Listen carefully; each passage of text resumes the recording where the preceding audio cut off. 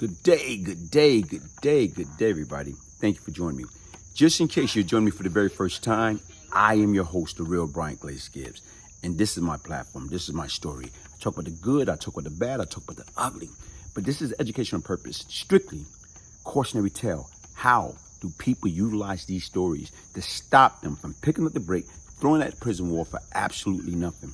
There's no shortcut in life. Only thing come fast is trouble. Easy to get into, hard to get out. Hey, listen, I got this program going on, back to school.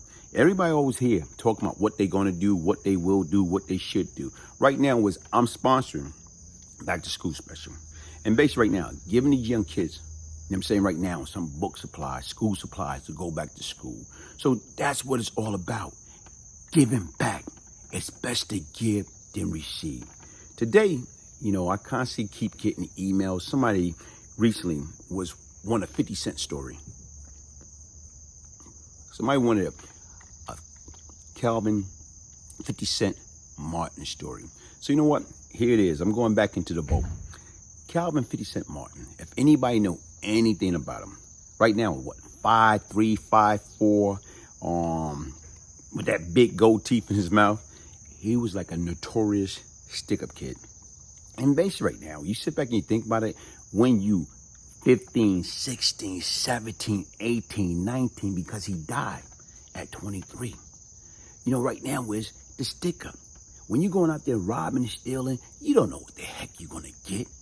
You're going out there trying to stick people up, and especially right now in the neighborhood. What do people really have in these poor urban environment, in these community in Brooklyn, Fort Greene, on Bedford-Stuyvesant? Guess what? Going to a certain part of Queens, what do people really have? They was working class people. Unless you go into a well-establishment, like a business, that basically right now is they making 10, 20, 30, 40, $100,000 a day, then you trying to get real money. But when you young, you're uneducated, and you trying to get rich by committing a crime, guess what? You don't know what the hell you're getting. You out there gambling with your life. Because once again, when you get out there and you get caught, you're going to jail. Or you get out there and you get caught by the wrong person, they're going to blow your head off. So the story I want to tell about 50, like I say, 50 devious individual. And let me show you how devious 50 is. Right now it was a guy, you know what I'm saying? And right now, him and 50 was basically having sex with the same girl. So once again, some guys, you can have different girls that you're having sex with. But what he thought, all of them is his girl. So when he finds somebody else was having sex with one of his girl in the neighborhood, he got offended. He didn't like it. And you know what? Always remember, and it's not like he couldn't do anything to the guy, but the guy had a little rep. And basically right now, the guy was probably just as dangerous as he was. And see, what he did was, being that he didn't come at him with a gun, he didn't try to blast him or kill him, he did something else. He wanted getting this guy, you know what I'm saying, right now is, he's part of getting this guy arrested for homicide. So yeah, the notorious 50 Cent, like right now, he played both sides of the coin. Because once again, he was out there robbing, stealing, killing, doing everything. And guess what? He was also making deal with law enforcement. And the crazy part about it was, when this guy, Jonathan Maxwell, a.k.a. Penn from Bushwick, Penn and my man had a beef.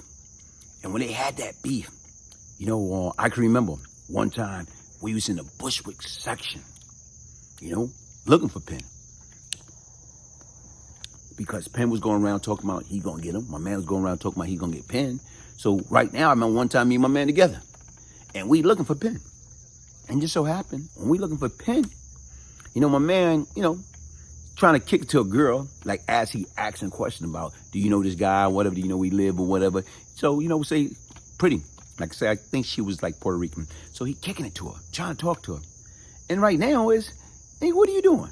I'm looking and I'm seeing, Penn pull up behind us. And he pull out, I don't know, probably a 357 Magnum, or 38 long.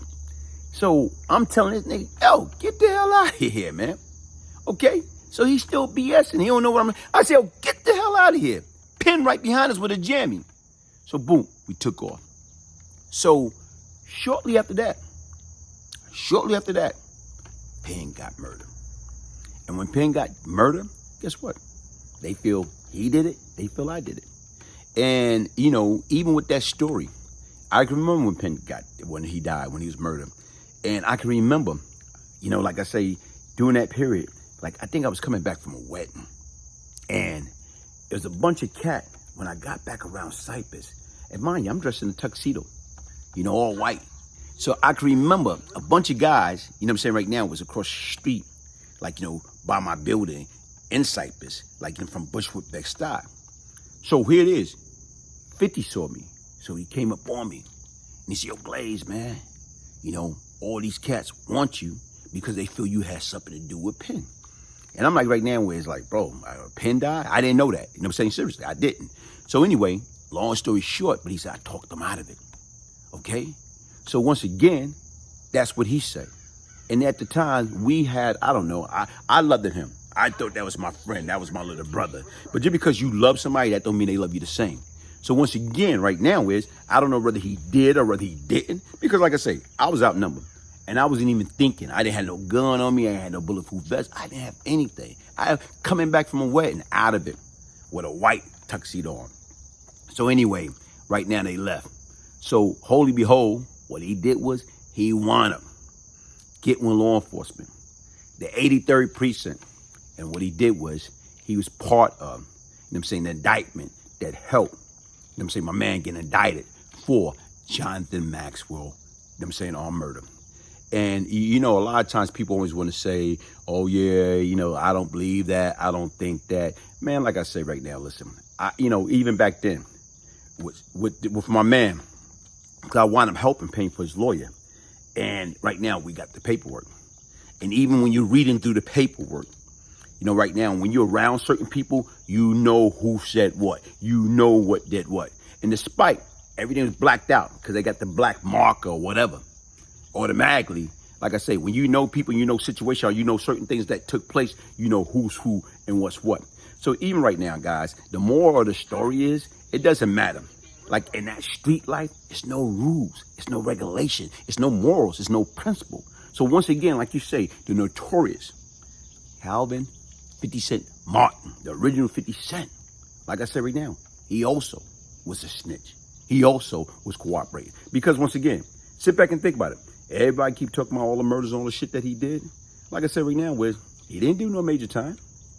50 never went upstate. Right now, out of all of us back then that had a name that was into the street, guess what? Everybody went upstate.